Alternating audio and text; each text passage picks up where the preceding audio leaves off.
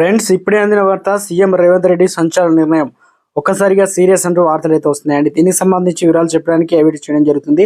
చాలా మంది వీడియోస్ ఉన్నారు కానీ సబ్స్క్రైబ్ చేసుకోవడం మర్చిపోతున్నారని దయచేసి ఛానల్ సబ్స్క్రైబ్ చేసుకుని బెల్ ఐకాన్ ఆల్ పైన ట్యాప్ చేయండి. ఇటువంటి ఇంపార్టెంట్ ఇన్ఫర్మేషన్ మీ ఫోన్ నోటిఫికేషన్ రూపంలో వస్తుందండి. చూస్తున్నారు కానీ లైక్ చేయడం లేదండి. మీరు దయచేసి లైక్ చేయండి, ఇన్ఫర్మేషన్ అందరికీ కూడా తెలుస్తుంది. సీఎం రేవంత్ రెడ్డి సంచలన నిర్ణయం తీసుకున్నారండి. ఎలాంటి ముందస్తు అనుమతి లేకుండా అనధికారికంగా విద్యుత్ సరఫరా నిలిపివేసిన కఠిన చర్యలు ఉంటాయని చెప్పేసి ముఖ్యమంత్రి రేవంత్ రెడ్డి మాస్ వార్నింగ్ ఇచ్చారు. ఇక సీరియస్ అయ్యారు.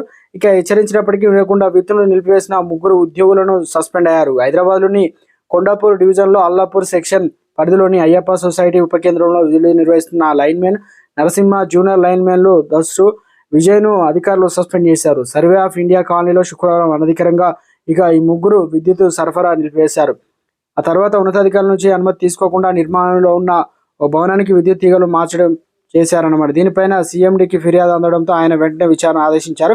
విచారణలో వీరు కావాలని చేసినట్టు తెలియడంతో ముగ్గురిని సస్పెండ్ చేసినట్లు కొండాపూర్ డీఈఓ తెలిపారు. రాష్ట్రంలో ఎక్కడైనా అకారణంగా విద్యుత్ సరఫరా అంతరాయం కలిగితే అందుకు బాధ్యులైన అధికారులు, సిబ్బందిపై కఠిన చర్యలు ఉంటాయని చెప్పేసి ముఖ్యమంత్రి రేవంత్ రెడ్డి హెచ్చరించిన సంగతి తెలిసింది. అవసరాలకు సరిపడిన విద్యుత్తును ప్రసారం చేస్తూ ఎక్కడ కోతలు విధించడం లేదని సీఎం చెప్పారు.